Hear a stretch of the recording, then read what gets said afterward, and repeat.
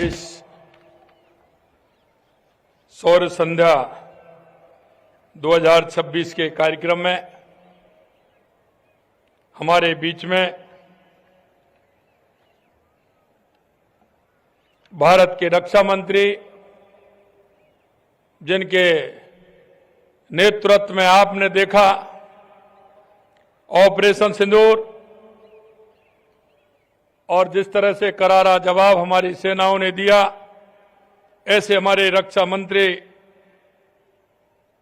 श्री राजनाथ सिंह जी, माननीय राजस्थान के राज्यपाल श्री हरिभाऊ जी किशन राव जी बागड़े जी, माननीय राज्यपाल Mizoram general B K Singh ji, chief of defence staff general Anil Chauhan ji, chief of army staff general Upendra Dwivedi ji, lieutenant general Shri Manjinder Singh ji, माननीय हमारे विधानसभा के अध्यक्ष श्री वासुदेव देवनानी जी, हमारे पार्टी के अध्यक्ष राज्यसभा सांसद सम्मानीय मदन राठौड़ जी, मेरे साथी उप मुख्यमंत्री श्रीमती दिया कुमारी जी, दूसरे माननीय उप मुख्यमंत्री प्रेमचंद बैरवा जी, मंत्रिमंडल के सभी मेरे साथीगण, सभी सांसद, विधायक और सभी सेना के अधिकारी, राज्य सरकार के अधिकारी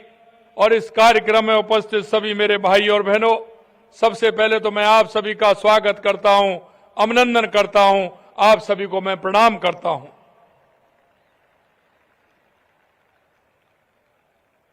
यह सौर संध्या राजस्थान में हो तो सोने पर सुहागा होता है, क्योंकि यह राजस्थान की भूमि शौर्य की भूमि है, भक्ति और शक्ति की भूमि है। और इस भूमि पर आप सभी जानते हैं कि जिस तरह से हमारे सैनिकों ने, हमारे भूतपूर्व सैनिकों ने इस कार्यक्रम के आयोजन में जितना योगदान दिया है, मैं उनको भी बहुत बहुत बधाई देता हूं, शुभकामनाएं देता हूं। आप सभी का इस शौर्य एवं पराक्रम से ओतप्रोत जयपुर की धरती पर मैं अभिनंदन करता हूं। आज राजस्थान अपने स्वर्णिम दौर से गुजर रहा है। राजस्थान मां भारती के वीर सपूतों के लिए जाना जाता है। मुझे बताते हुए गर्व का अनुभव होता है कि राजस्थान की धरती मां भारती की रक्षा करने में सदा तत्पर रहती है और इस धरती का इतिहास इसका साक्षी है। देश की सबसे लंबी अंतर्राष्ट्रीय सीमा राजस्थान में है और यहां का हर घर सेना के प्रति समर्पण भाव से भरा हुआ है। राजस्थान के योद्धाओं ने सदियों से भारत की सीमाओं की रक्षा करते हुए अपने प्राणों की आहुति दी है। बप्पा रावल से लेकर के महाराणा प्रताप, महाराजा सूरजमल, राणा कुंभा, राणा सांगा, पृथ्वीराज चौहान जैसे महान योद्धाओं ने विदेशी आक्रांताकारियों को धूल चटाई है। परमवीर चक्र विजेता पीरू सिंह जी, मेजर शैतान सिंह जी और लेफ्टिनेंट जनरल संगत सिंह जैसे वीर सपूतों ने राजस्थान का नाम इतिहास में स्वर्ण अक्षरों से अंकित किया है।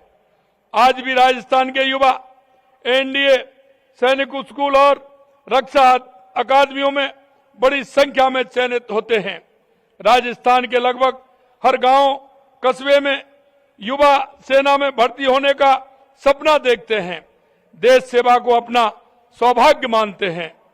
साथियों, आज का यह आयोजन माननीय देश के यशस्वी प्रधानमंत्री नरेंद्र मोदी जी एवं रक्षा मंत्री राजनाथ सिंह जी की दूरदर्शी सोच को साकार करने की दिशा में एक महत्वपूर्ण कदम है, जिसके अंतर्गत सैन्य आयोजनों को दिल्ली से बाहर ले जाकर देश की आम जनता तक पहुंचाना है। इतिहास में पहली बार वीरों की मातृभूमि राजस्थान में नागरिकों के बीच आर्मी डे परेड का आयोजन हुआ है। मैं भारतीय सेना को और विशेष रूप से सप्त शक्ति कमांड के आर्मी कमांडरों को इस अनोखे और सराहनीय विचार के लिए हार्दिक बधाई देता हूं। आपने सेना दिवस परेड को आम जनता के बीच में लाने का ऐतिहासिक निर्णय लिया। मैं रक्षा मंत्री जी और थल सेना अध्यक्ष महोदय का भी हृदय से धन्यवाद करता हूं कि उन्होंने हमारे प्रस्ताव को स्वीकार किया और राजस्थान सरकार को यह सुनहरा अवसर प्रदान किया। इस बार सेना दिवस परेड को केवल एक औपचारिकता कार्यक्रम के रूप में नहीं बल्कि एक उत्सव और राष्ट्रीय पर्व की तरह मनाया गया है। पिछले लगभग एक माह से अनेक कार्यक्रम आयोजित किए जिसमें ऐसा प्रतीत हुआ मानो देशभक्ति की एक पावन लहर पूरे प्रदेश में प्रवाहित हो रही है। सम्मान दौड़, साइकिल रैली, कर्टन रेंजर, चिकित्सा शिविर, अपनी सेना को जानिए, सेना दिवस परेड और सौर संध्या जैसे विविध आयोजनों ने जनमानस को हमारी सेना से सीधे जोड़ने का कार्य किया है। इन कार्यक्रमों को 15 लाख से अधिक लोगों ने प्रत्यक्ष रूप से देखा है। करोड़ों लोगों ने डिजिटल माध्यम से इसका साक्षात्कार किया है। यह आयोजन केवल एक कार्यक्रम नहीं बल्कि यह देशभक्ति, राष्ट्रीय एकता और भारत की अदम्य शक्ति का प्रतीक है। ऑपरेशन सिंदूर भारतीय सेना की ताकत और संकल्प का जीवंत उदाहरण है। ऑपरेशन सिंदूर ने पूरी दुनिया को दिखाया कि भारत आतंकवाद के खिलाफ कठोर कार्रवाई करने में सक्षम है।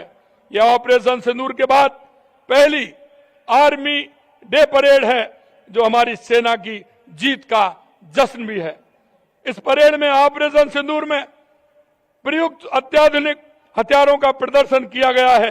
हमारी सरकार पूर्व सैनिकों और उनके परिवार के सम्मान और कल्याण के लिए पूर्णतः प्रतिबद्ध है। द्वितीय विश्व युद्ध के नॉन पेंशनर पूर्व सैनिकों की पेंशन 10,000 से बढ़ाकर के 15,000 रुपए प्रतिमाह की गई है। वीर बलिदानियों के सम्मान में 43 विद्यालयों का नामकरण शहीदों के नाम पर किया गया है। बीकानेर में शहीदों के आश्रितों को 750 बीघा भूमि आवंटित की गई है। पुलवामा हमले में वीरगति प्राप्त केंद्रीय रिजर्व पुलिस बल के 5 कार्मिकों को की आश्रित वीरांगना को अंतर्राष्ट्रीय महिला दिवस पर आवास प्रदान किए गए हैं। पूर्व सैनिकों के लिए नया वेब पोर्टल और जिला स्तर पर 418 समाधान शिविरों का आयोजन किया गया। संविदा पर कार्यरत पूर्व सैनिकों के मानदेय में लगातार 10% की वृद्धि की गई है। ब्यावर, खेलतर, तिजारा एवं फलौदी में जिला स्तरीय जिला सैनिक कल्याण कार्यालय स्थापित किए गए हैं। मेरे युवा साथियों, सेना में कैरियर का अर्थ केवल बंदूक उठाना नहीं है। यह संचार, साइबर सुरक्षा, एयरोस्पेस जैसे क्षेत्रों में देश सेवा की असीमित अवसर है। इस परेड को देखकर आपके भीतर राष्ट्र प्रथम की भावना अवश्य जागृत हुई होगी।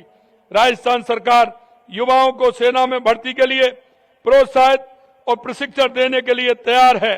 मैं भारतीय सेना के सभी वीर जवानों को श्रद्धापूर्वक नमन करता हूं जो -डिग्री तापमान से लेकर तपते रेगिस्तान तक हमारी रक्षा में अडिग खड़े हैं।